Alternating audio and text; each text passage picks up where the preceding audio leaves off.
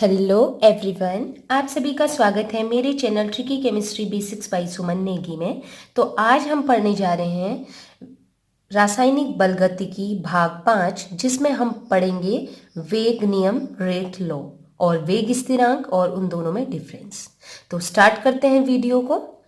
तो वेग नियम, रेट लॉ क्लास 12th में भी है, केमिकल काइनेटिक्स रासायनिक बलगतिकी, या बीएससी एमएससी में भी है। तो बेसिक से पढ़ेंगे, अच्छे से आपको समझ में आ जाएगा।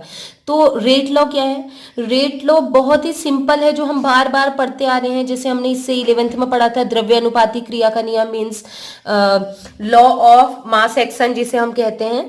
तो वो भी उसी पर डिपेंड करता है। देखिए, तो वेग नियम कहता क्या है, परिभाषा हम बात करेंगे।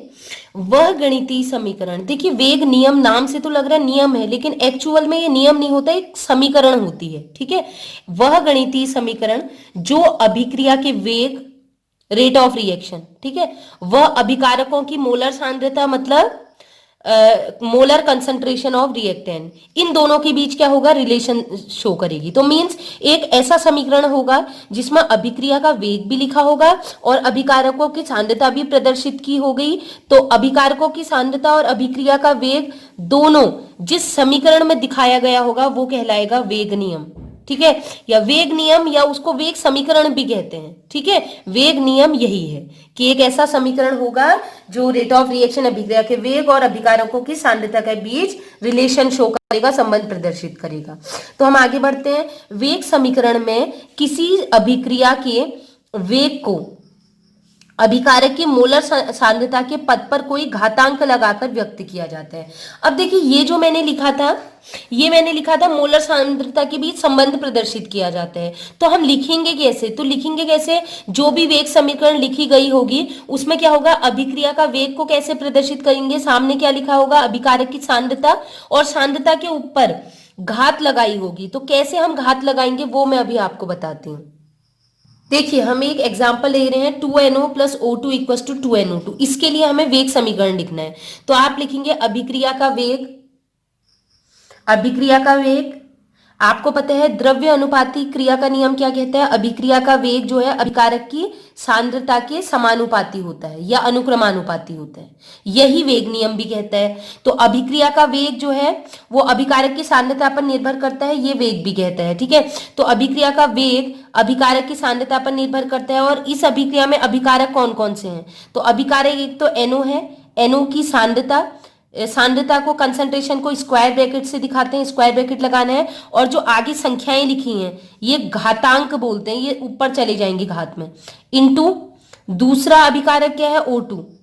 इसके आगे क्या लिखा है, कुछ नहीं लिखा है, इसके आगे कुछ नहीं है तो 1 है, तो घात 1 मानी जाएगी। ठीक है, तो अभिक्रिया का वेग क्या हो जाएगा, देखिए अनुक्रमानुपाती या समानुपाती का चिन्ह हटेगा तो एक नेतांक आएगा जिसे हम कहते हैं के NO की सांद्रता की घात 2 और O2 की सांद्रता की घात 1। तो ये आ गया अभिक्रिया का वेग बराबर के NO की घात 2 और O2 की सांद्रता 1। तो ये जो समीकरण आया है, या ये पूरा समीकरण, यही समीकरण वेग नियम कहलाएगा। इस अभिक्रिया के लिए ये जो मैंने समीकरण लिखा है ये है वेग समीकरण या वेग नियम या रेट लॉ। तो इसी प्रकार हम दूसरे का भी करेंगे। ठीक है, ये एक रिएक्शन दी है, 2NO2O5 equal to 4NO2 plus O2। तो सबसे पहले हमें पता है कि अभिकारक देखना है, तो ये है अभिकारक, तो इसकी सांद्रता पर निर्भर करेगा, वही लिखना है। अभिक्रिया का वेग अनुक्रमानुपाती होगा अभिकारक की सांद्रता के, फिर लिखेंगे अभिक्रिया का वेग अनुक्रमानुपाती अभिकारक है ये। ठीक है, तो मैं सीधे आंसर लिख रही हूँ, मतलब ये वाला लिख रही हूँ। तो क्या हो जाएगा, अभिक्रिया का वेग क्या हो जाएगा, अभिक्रिया का वेग। देखिए लास्ट में क्या होता है, अनुक्रमानुपाती हटेगा तो के तो आएगा ही आएगा। इसके अलावा अभिकारक को देखो, उत्पाद को नहीं, केवल अभिकारक की सांद्रता, जो एरो से पहले होते हैं वो अभिकारक होते हैं, रिएक्टेंट। तो यहां पर केवल एक रिएक्टेंट हो तो उसी को लिखो, कौन है, N2O5, और इसकी सांद्रता है तो स्क्वायर ब्रैकेट, और सांद्रता की घात वो होती है जो आगे लिखी होती है संख्या, तो वो घात में आ जाएगी। तो ये जो पूरा समीकरण आ गया ये कहलाएगा इस अभिक्रिया के लिए वेग नियम या वेग समीकरण। तो नेक्स्ट है H2 plus I2 equal to 2HI। सबसे पहले देखिए अभिकारक कौन है, रिएक्टेंट ये है एरो से पहले वाले। तो अभिक्रिया का वेग भी इन दोनों पर निर्भर करेगा, इस पर भी करेगा इस पर भी करेगा, क्योंकि दोनों दिए हैं, यहाँ पर एक ही था। तो क्या हो जाएगा, अभिक्रिया का वेग वही अंत में लास्ट में क्या आता है, बराबर के बाद K स्थिरांक, उसके बाद आ जाएगा H2 की सांद्रता इंटू, ये प्लस नहीं आएगा इंटू आता है, ये 11th क्लास का चैप्टर है उसमें मैंने पढ़ाया है, मतलब मैंने तो नहीं वीडियो डाली है बट आपने पढ़ा होगा। ये प्लस नहीं आएगा, यहाँ पर आएगा इनटू और I2 की सांद्रता, ठीक है। इनके आगे कुछ नहीं है, एक है, कुछ नहीं लिखा है तो एक माना जाएगा, तो एक को नहीं भी लिखेंगे चलेगा। तो नेक्स्ट है example 2NO2 equal to 2NO plus O2, अभिकारक है ये। तो अभिक्रिया का वेग हो जाएगा इक्वल टू K NO2 की सांद्रता और घात कितना आ जाएगा, जो आगे लिखा है 2, ठीक है, इजी है। ऐसे नेक्स्ट है 2NO plus 2H2 equal to N2 plus 2H2O। तो आपको केवल अभिकारक की सांद्रता देखनी है। तो अभिक्रिया का वेग निर्भर करता है अभिकारक की सांद्रता, दो अभिकारक है तो पहले इसकी सांद्रता हो जाएगी NO की सांद्रता और घात 2 है तो आगे 2 आ जाएगा, और इनटू प्लस नहीं आएगा इंटू आएगा, बताया था ना। H2 की सांद्रता, ब्रैकेट लगा दिया सांद्रता, लेकिन आगे कितना है 2, आगे कितना लिखा है H2 के आगे लिखा है 2, तो इसका ये घात में चला जाएगा। तो ये जो लिखे हैं मैंने, ये अभिक्रिया का वेग इक्वल टू ये जो भी है ये सभी, ये हो गया, सॉरी ये है और इससे पहले जो मैंने एग्जाम्पल में किए थे ये सभी वेग नियम या रेट लॉ या वेग समीकरण कहलाते हैं। तो ये सभी एग्जाम्पल मैंने चेक करके किए हैं, और मैं ऐसा क्यों कह रही हूँ उसका रीजन है। एक रिएक्शन है देखिए 2NO plus Cl2 equal to 2NOCl, ये रिएक्शन आपको दी गई है कि एक रिएक्शन है 2NO plus Cl2 equal to ये बना रहा है 2NOCl, लेकिन एक्चुअल में जब ये अभिक्रिया होती है तो ये छोटे छोटे स्टेप में होती है। ये आपको मैं जब अभिक्रिया की कोटि बताऊंगी तो मैं अच्छे से डिफाइन करूंगी कि कोई भी अभिक्रिया छोटे छोटे स्टेप से मिलकर बनती है। तो ओवरऑल अभिक्रिया है 2NO plus Cl2 equal to 2NOCl का निर्माण होता है, लेकिन एक्चुअल में ये होता कैसे है, पहले एक NO, इस दो NO में से केवल एक NO एक Cl2 से अभिक्रिया करके पहले NOCl2 बनाता है। ये अभिक्रिया बहुत तेजी से होती है, ठीक है, और उत्क्रमणीय भी होती है, दोनों दिशाओं में होती है। अब ये जो NOCl2 बनता है, ये दूसरे दो NO थे ना, एक NO ने अभिक्रिया कर लिया, एक NO और बचा है, तो ये जो NOCl2 बचा है ये सेकेंड स्टेप में ये दूसरे NO के साथ अभिक्रिया करेगा और बनाएगा फाइनल प्रोडक्ट 2NOCl। तो ये अभिक्रिया स्लो होती है, ये स्टेप स्लो है, मतलब ओवरऑल अभिक्रिया ये है। इसको छोटे पार्ट में डिवाइड करें तो पहला स्टेप फास्ट होता है, दूसरा स्लो।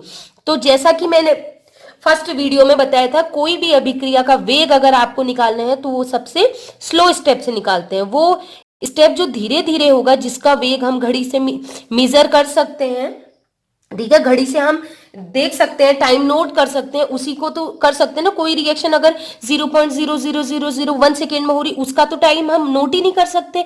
तो वो समय जिसे हमें मापना आसान होगा, जो स्लो होगी अभिक्रिया, उसी से हम निकालेंगे अभिक्रिया का वेग क्या है।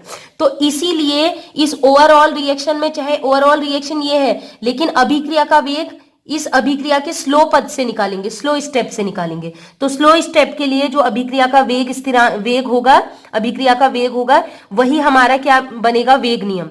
तो वेग नियम जो है वो किसको देख के करते हैं, जो स्लो स्टेप होता है। बाकी ये जो अभिक्रिया मैंने पहले बताई इनमें स्लो स्टेप नहीं है, इसलिए हमने सीधे डायरेक्ट यही लिखे हैं, ठीक है।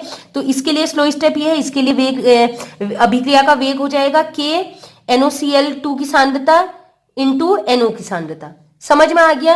तो मींस इसके लिए हमें एक्सपेरिमेंट करना पड़ेगा, ये अपने आप पता नहीं चलेगा। अब कोई अभिक्रिया हो रही, अब देखिए ऊपर भी मैंने अभिक्रिया बताई, क्या पता ये भी ऐसे हो रही हो, लेकिन ये मैंने बोला कि डायरेक्ट इसी पर निर्भर कर रही, मतलब इसमें कोई स्टेप नहीं हो रहे, और जबकि इसमें स्टेप हो रहे, तो कैसे पता चला। कोई अभिक्रिया को देख के थोड़े ना पता चलेगा, ये अभिक्रिया से कैसे पता चलेगा, ये एक्सपेरिमेंट करके, ये NO की Cl2 किसे रिएक्शन मिक्सचर में लेबोरेटरी में रिएक्शन कराई जाएगी, एक्सपेरिमेंट से नोट किया जाएगा कब इसकी रिएक्शन स्लो हुई है, कब फास्ट हुई है, तब पता चलेगा, ठीक है। तो उपरोक्त अभिक्रिया, तो इसके लिए वेग समीकरण देखिएगा, अगर आप ओवरऑल देखते तो आप सोचते ये होना चाहिए, लेकिन एक्चुअल में अभिक्रिया जो है वो स्लो पद पर, मंद पद पर निर्भर करती है, तो मंद पद इसका ये है, तो इसी के आधार पर वेग नियम निकाला जाएगा। तो वो ये हो गया। तो उपरोक्त अभिक्रिया से हमें ये तो पता चल गया कि जो किसी भी अभिक्रिया के लिए हम वेग नियम लिखते हैं, वो नियम जो है वो प्रयोग द्वारा प्रदर्शित किया जाता है। अगर प्रयोग नहीं होता तो हम इसको देख के लिख देते, और इसको देख के लिखते क्योंकि हमें तो बुक में यही लिख के दिया है ना। और एक्सपेरिमेंट ने कहा कि ये ऐसे होती है 2 स्टेप में, वो तो एक्सपेरिमेंट ने दिया ये वैल्यू, और किताब ने सैद्धांतिक रूप में ये दिया। तो इससे हमें पता चल गया कि एक्सपेरिमेंट से हमें पता चला कि अभिक्रिया का वेग इस पर निर्भर करता है। तो हम कह सकते हैं कि वेग नियम जो हमने ये निकाला, ये एक्सपेरिमेंट की वैल्यू से पता चला, एक्सपेरिमेंट करके पता चला। तो जैसे कि देखिए CH का Cl3 plus Cl2 equal to CCl4 plus HCl बना रहा। तो ये अभिक्रिया आपको दी गई थी और उसने बोला इसका वेग नियम है K, ठीक है। CH का कंसंट्रेशन, ठीक है, सांद्रता, ठीक है, Cl2 की सांद्रता। तो इसकी सांद्रता कितनी लिखी है? कुछ नहीं लिखी है, तो 1 लिखा है ना, तो इसकी घात में 1 आना चाहिए। ये आधा कैसे आया? आधा तब आता जब Cl2 के आगे 1/2 लिखा होता, लेकिन ऐसा तो लिखा ही नहीं है, तो अपने आप कहां से आया? ये अपने आप इसलिए आया क्योंकि एक्चुअल में जब इसको हम छोटे छोटे पद में तोड़ेंगे तो उसका जो स्लो स्टेप होगा, जो उसका मंद पद होगा, उस मंद पद में Cl2 क्या लिया गया होगा, जैसे इसमें किया था आधा। समझ में आ गया? तो ये जो वेग नियम हम लिखते हैं, ये प्रयोग द्वारा स्पष्ट करता है। ये जो अभिक्रिया दी है, इस अभिक्रिया को देख के हम सीधे नहीं लिख सकते, वो गलत हो जाएगा। डोंट वरी, ये मैं आपको अभिक्रिया की कोटि में और अच्छे से डिफाइन करूंगी, ठीक है। तो आगे बढ़ते हैं। इन अभिक्रियाओं में सांद्रता पदों की घात, ठीक है, ये जो घात हो रही है ये, और स्टोइकियोमेट्रिक गुणांक। अब ये स्टोइकियोमेट्रिक गुणांक क्या है? देखिए जो एक साधारण अभिक्रिया आपको दी है, उस अभिक्रिया के आगे जो संख्याएं होती, कुछ नहीं है तो 1, इसके आगे कुछ नहीं है तो 1, ये होता है स्टोइकियोमेट्रिक कोफिशिएंट, हिंदी में कहते हैं स्टोइकियोमेट्रिक गुणांक। तो स्टोइकियोमेट्रिक गुणांक और इन अभिक्रियाओं का जो वेग समीकरण है, इनका जो घात होती है, ये दोनों अलग अलग होती है। देखिए अभिक्रिया के अनुसार इसका क्या होना चाहिए? स्टोइकियोमेट्रिक गुणांक Cl2 का 1 होना चाहिए, लेकिन घात कितनी है Cl2 की? वेग नियम के अनुसार आधा। तो स्टोइकियोमेट्रिक गुणांक और जो घात है वो दोनों अलग अलग हो सकती हैं और समान भी हो सकती हैं। देखिए इसमें CH Cl3 वेग नियम में घात कितनी है? 1, और इसका स्टोइकियोमेट्रिक गुणांक कितना है? कुछ नहीं है तो 1। तो समान भी हो सकती है घातें, भिन्न भिन्न भी हो सकती हैं, ठीक है। तो वेग नियम को किसी संतुलित अभिक्रिया, जैसे ये अभिक्रिया है, इससे हम पता नहीं कर सकते। तो किससे पता करेंगे? ये सैद्धांतिक रूप से या लिखित रूप से देख के पता नहीं हो सकती, इसके लिए हमें प्रयोग करना पड़ेगा। मतलब जो एक्सपेरिमेंटल वैल्यू है उससे ही पता कर सकते हैं वेग नियम क्या होगा, वेग समीकरण क्या होगी। तो अब हम बात करते हैं नेक्स्ट टॉपिक की। तो हमारा हो गया वेग नियम, हम पढ़ चुके हैं डिटेल में। अब हम पढ़ेंगे वेग स्थिरांक क्या है। इंग्लिश में इसको कहते हैं रेट कांस्टेंट, ठीक है। रेट कांस्टेंट किसी भी अभिक्रिया के लिए जो वेग स्थिरांक होता है वो हमेशा 1 आएगा। अगर वो अभिक्रिया 1 पद में हो, 2 पद में हो, जैसे यहां हमने किया था, ये अभिक्रिया थी, ये 2 पदों में अभिक्रिया संपन्न हुई, प्रथम पद द्वितीय पद।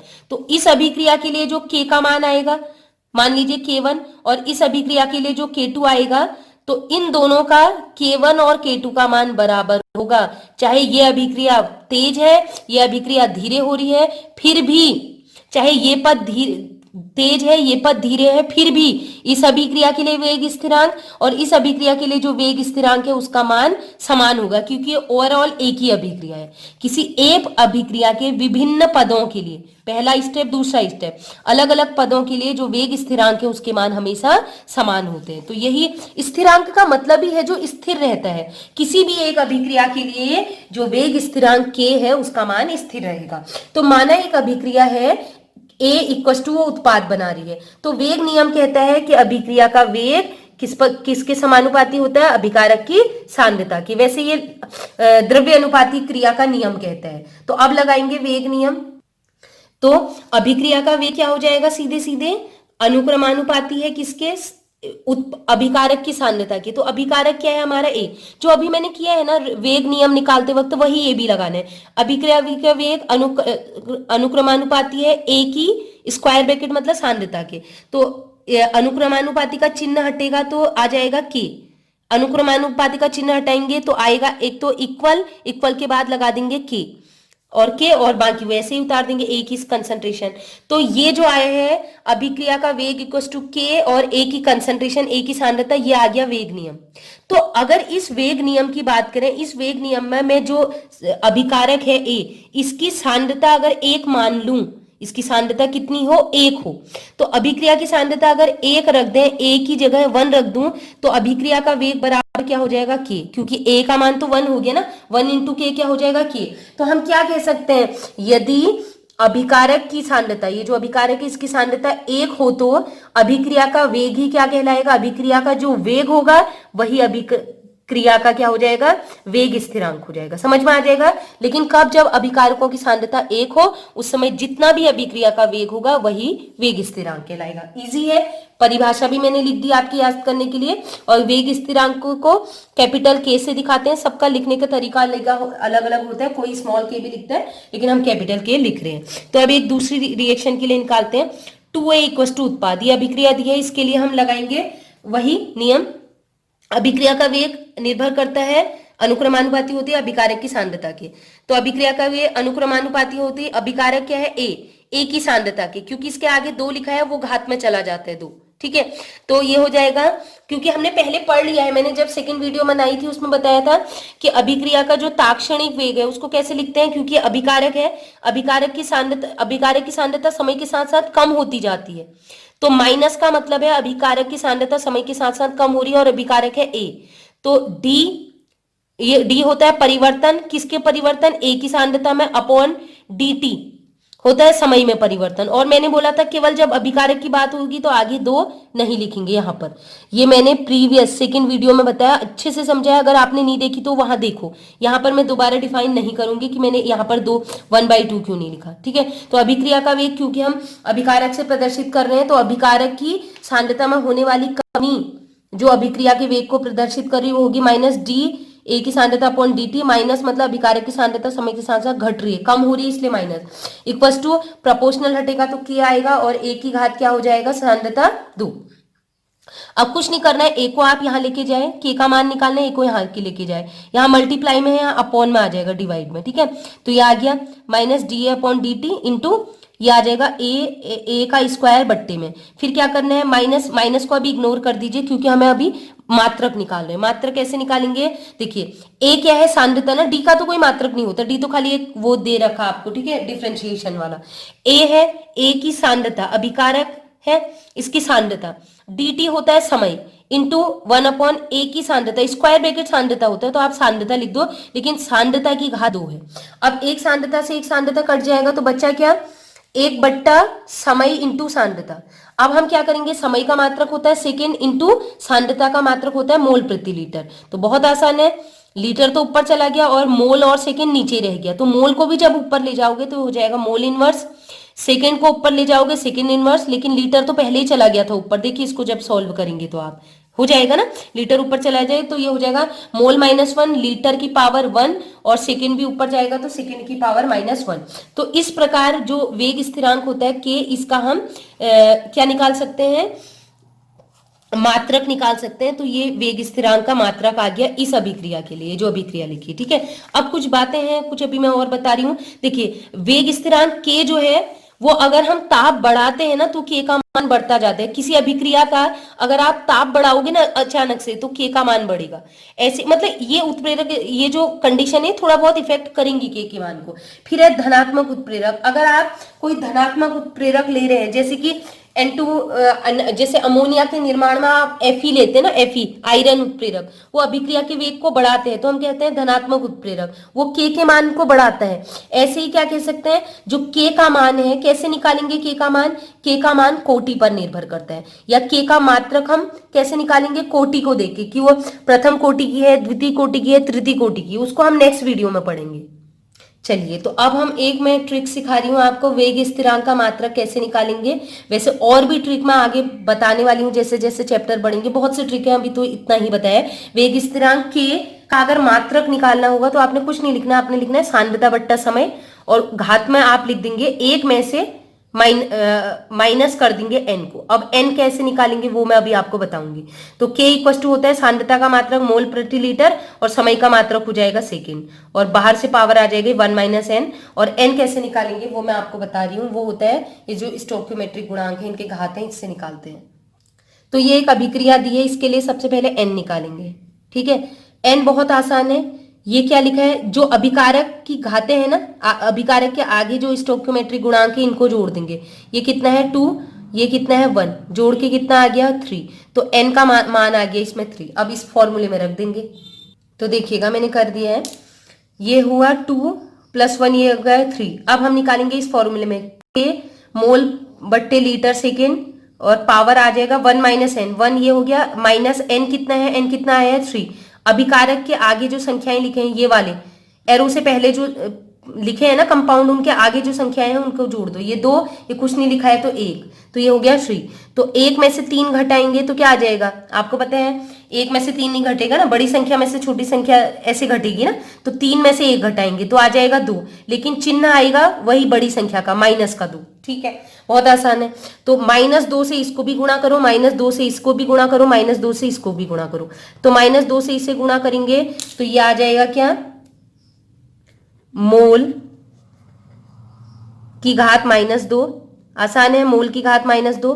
इसको गुणा करेंगे, -2 से इसको भी गुणा करो तो ये हो जाएगा क्या, लीटर की घात -2 इंटू सेकेंड का भी वही होगा, सेकेंड का भी अगर करें तो सेकेंड को भी गुणा कर दो -2 से, तो ये हो जाएगा -2। ठीक, अब आपको क्या करना है, बहुत ही आसान है। मोल को तो यहीं रहने दो, लीटर को ऊपर ले जाओ। लीटर की घात -2 है, ऊपर आएगा तो क्या हो जाएगा +2, ऊपर आने पर चिन्ह बदल जाते हैं ना -2। वैसे सेकेंड की घात -2 ऊपर आएगा तो +2। तो आसान है वो निकालना, किसी भी अभिक्रिया के लिए आप वेग स्थिरांक का मात्रक आसानी से निकाल सकते हैं इस ट्रिक से। देखिए मैं आपको एक चीज बता देना चाहती हूँ, वेग स्थिरांक को अच्छे से समझने के लिए एक एग्जाम्पल दे रही हूँ। आप क्या करते हैं ना, आप बैंक में पैसा जमा करते हैं ना, बैंक में पैसा जमा, तो आपने पढ़ा होगा ऊपर कहीं कि आपको अगर आप एफडी बनाते हैं तो आपको 6.1% का ब्याज मिलेगा। अगर आप सेविंग अकाउंट जमा करते हैं, मतलब बनाते हैं, तो आपको जितना भी पैसा होगा उसमें 4.35% का ब्याज मिलेगा।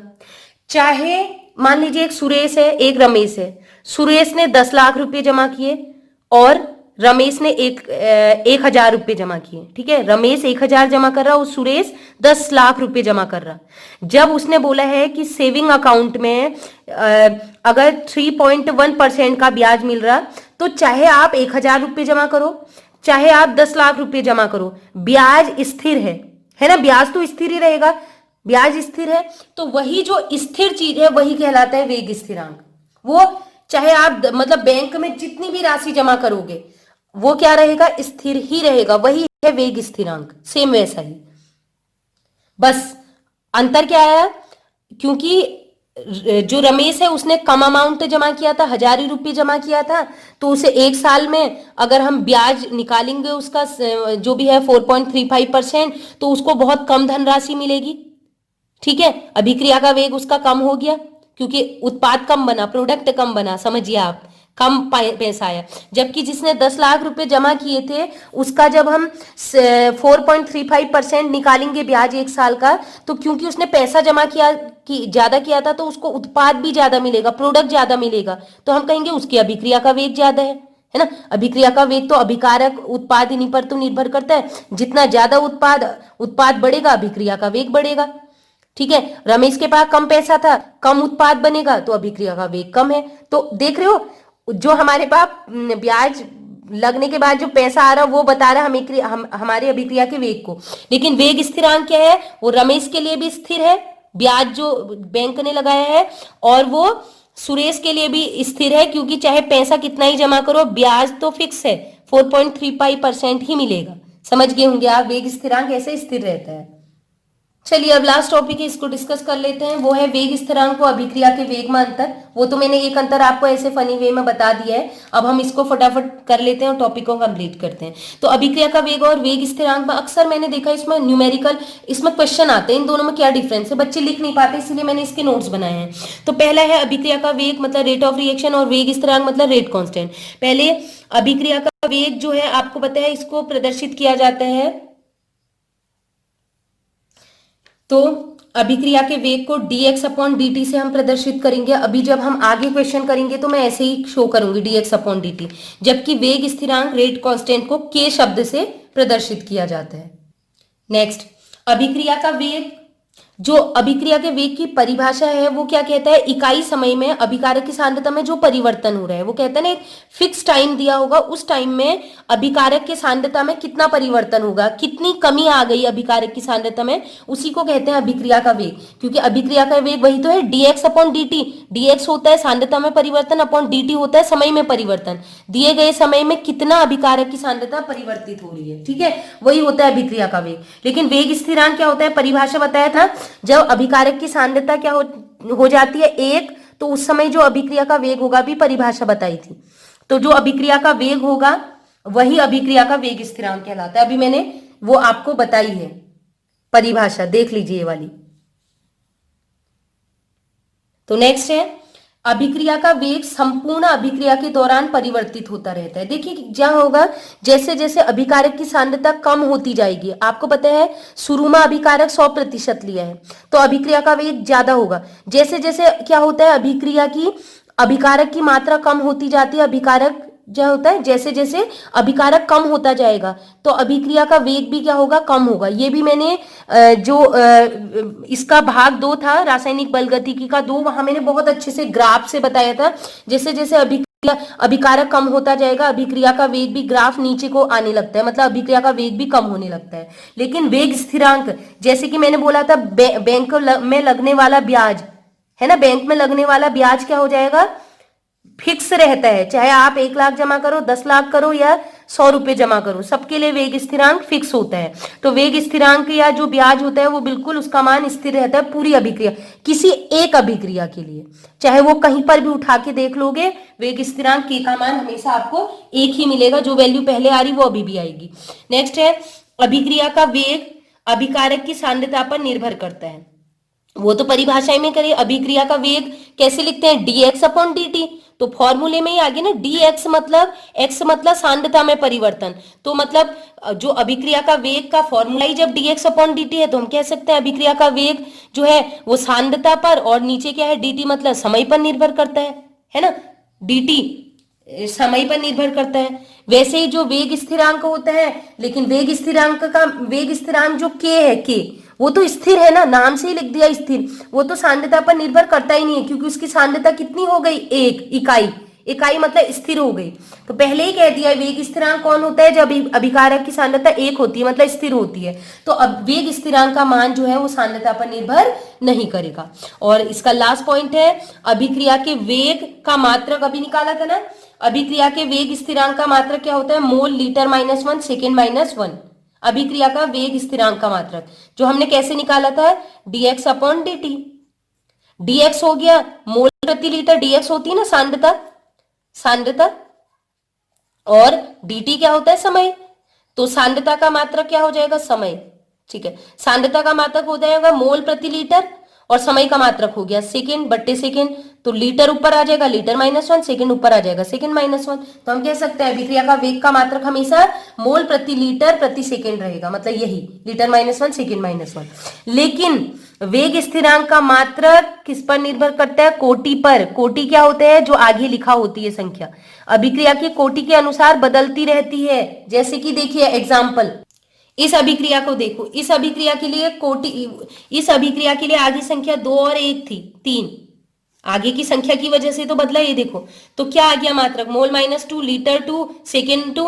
अब देखिए, जबकि वहीं अगर आप देखेंगे तो इस अभिक्रिया को देखो, ये अभिक्रिया है 2a = उत्पाद, इसके लिए मात्रक क्या आया, मोल -1 लीटर 1 सेकेंड -1। तो आपको दिखाई दे रहा है आगे जो संख्या इसकी लिखी है, इसके बदलने के कारण, आगे जो संख्या लिखी है इसके बदलने के कारण जो ये वेग स्थिरांक का ये वो है मात्रक, ये भी बदल रहा है। तो हमने आज का टॉपिक कंप्लीट कर लिया है। आई होप आपको अच्छे से समझ में आ गया हो। मैंने एग्जांपल भी आपको फनी वे में दिए हैं, आप उस चीज को समझें, खुद से भी पढ़ें। और नेक्स्ट वीडियो में हम अभिक्रिया की कोटि के बारे में डिफाइन करेंगे। और आपको जो भी डाउट है इसी वीडियो के सेशन में आप लोग कमेंट करके मुझे बता दें, ताकि उस चीज में दोबारा से उसको समझा दूं आपको। लेकिन आप जरूर बताएं कि क्या टॉपिक आपको समझ में नहीं आया, कमेंट में जरूर लिखें। और क्या समझ आया वो भी जरूर बताएं कि कितना आपको समझ में आया। तो फ्रेंड्स, आज के लिए